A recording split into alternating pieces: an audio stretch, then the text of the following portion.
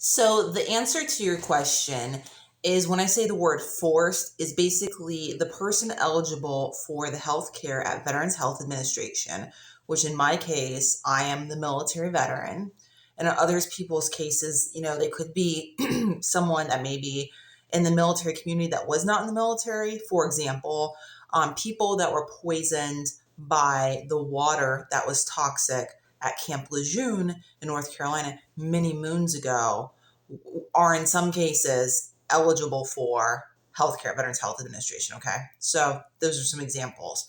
But I, the military veteran, and others, because I was told this was their standard operating procedure, this was back in Louisiana, were required, and even in Fayetteville, North Carolina, they have similar bizarre rules where they require specific tests to be done on the eligible person for the healthcare before they will allow even the most basic of appointment to move forward. So in my case, I was trying to get a primary care appointment, very basic entry level appointment, which you have to move forward just in general in the US healthcare system. And they were being like, oh, you have to go get this echocardiogram. And I have no history of heart problems. And it was not justified for me to get an echocardiogram.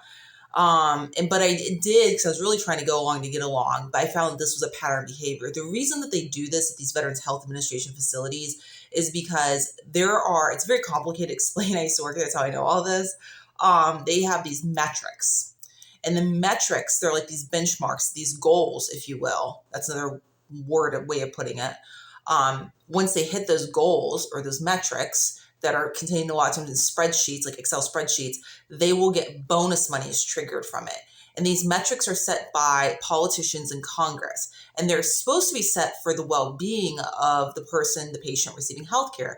But instead, it's manipulated, because data is frequently manipulated by Veterans Health Administration, to benefit the people receiving the bonus money. Okay, most of the times those are going to be managers.